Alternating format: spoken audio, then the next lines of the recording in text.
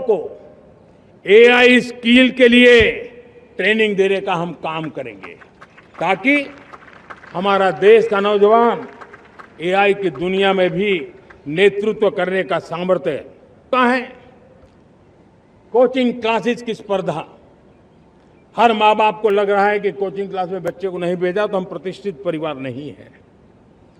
इन गरीब और middle class परिवारों की हम चिंता करते हुए हजारों करोड़ रुपए का उनका खर्च है वो भी बचे, बेटे भी अपने आसपास रह सके, उनकी देखभाल हो सके, परिवार पर आर्थिक बोझ ना आए। और इसलिए हमने युवाओं के लिए विभिन्न परीक्षाओं की फ्री ऑनलाइन कोचिंग हमने करने का निर्णय किया है।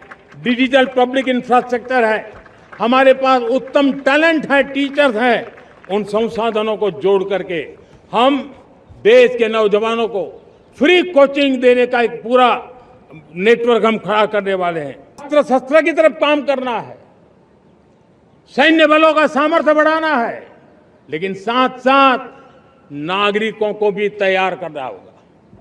पिछली शताब्दी के युद्धों के अनुरूप जो सिविल डिफेंस की व्यवस्थाएं हमारे देश में विकसित हुई है वो कालबाह्य हो चुकी है। और इसलिए मैं आज लाल किले से घोषणा कर रहा हूं कि हम आने वाले दिनों में सिविल डिफेंस का एक वाइब्रेंट नेटवर्क खड़ा करेंगे, आधुनिक व्यवस्थाओं से उनको परिचित कराएंगे, आधुनिक संकटों से नागरिकों को रक्षा करने की क्या व्यवस्था हो सकती है। एक बहुत बड़ा वॉलेंटरी फोर्स सिविल डिफेंस का जो ओलंपिक होगा, हम चाहते हैं कि वो भारत में हो, लेकिन 2036 में जिन विधाओं में आज भारत खेलता नहीं है, जिन विधाओं में भारत क्वालिफाई नहीं करता है, जिन स्पर्धाओं में भारत ने छोड़ के रखा है, 3/4 हिस्सा हमारे इंतजार कर रहा है, भारत उस पर बल देगा। और इसके लिए हम टैलेंट हंट का एक अभियान भी चलाना चाहते हैं। हमें अगर 2036 के लिए खिलाड़ी चाहिए तो आज जो 5 साल, 10 साल, 15 साल की उम्र के नौजवान हैं, बेटे हैं, उनके तरफ ध्यान देना होगा, उन बेटियों पर ध्यान देना होगा। और इसलिए 5 से 15 उम्र के बच्चों में खेल प्रतिभा ढूंढने के लिए गांव गांव, शहर शहर, स्कूल स्कूल एक टैलेंट हंट का अभियान चलाया जाएगा। बच्चों की प्रतिभा को देखा जाएगा और फिर उनको स्पेशल ट्रेनिंग दे करके देश के लिए खेलने वाले अच्छे खिलाड़ी बनाए जाएंगे। हमारे यहां भी बातें होती थी, लेकिन सेमीकंडक्टर का कोई बड़ा प्लान हम आगे नहीं बढ़ा पाए। और आज स्थिति क्या है?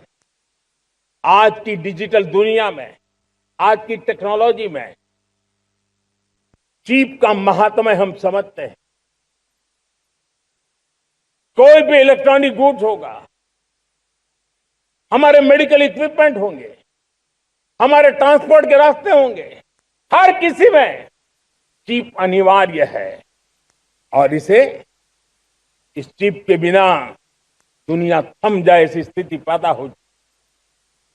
और इसलिए भारत ने आत्मनिर्भर होने की दिशा में अपना सेमीकंडक्टर प्लांट, बड़ा सेमीकंडक्टर प्लांट,